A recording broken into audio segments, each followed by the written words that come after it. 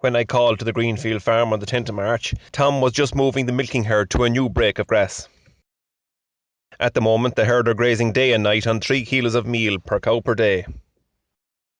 At the moment, the cows are milking 19 litres at 3.45% protein and 5.03% fat. That's 1.7 kilos of milk solids per cow per day. Remember, the herd are just after switching over to twice a day milking, after being milked once a day for the first few weeks of lactation.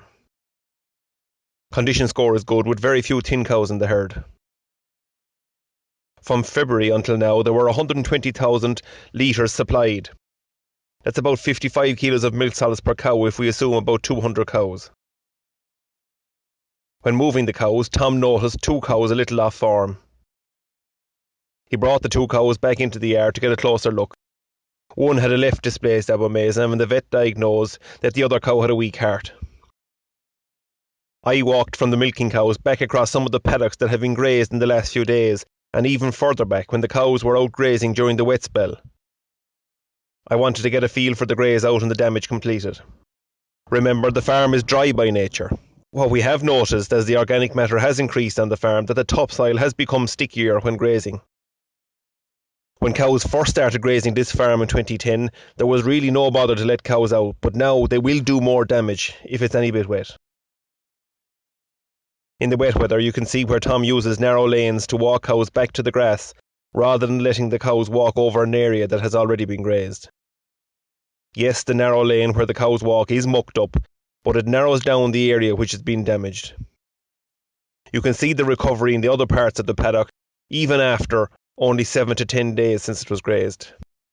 Give this another 20 to 30 days and you will do well to pick out the difference.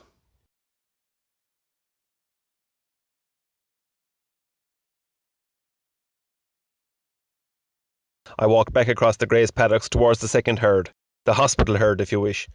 These are the cows that are freshly calved, maybe being treated with antibiotics, might be lame, or had been sick in some way.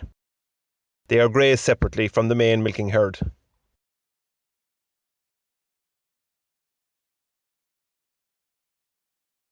In our last video report, I showed a 5th lactation cow outside the milking parlour, waiting for the vet that had been identified as off form.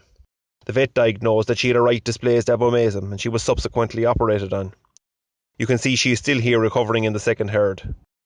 This herd are grazed near the parlour, and the fact they are milked together keeps all the cows that need treatment together. Before I went to the calf shed, I had a peep around the yard.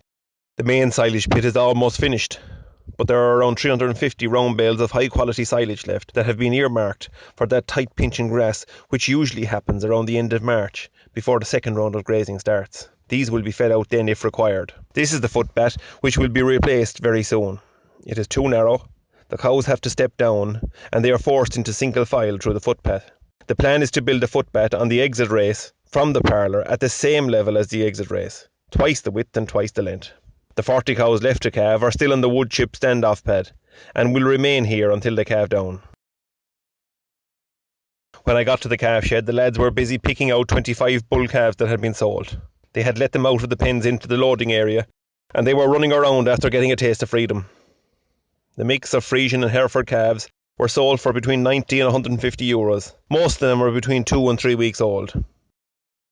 These are some of the surplus heifer calves that were sold for 330 euros each.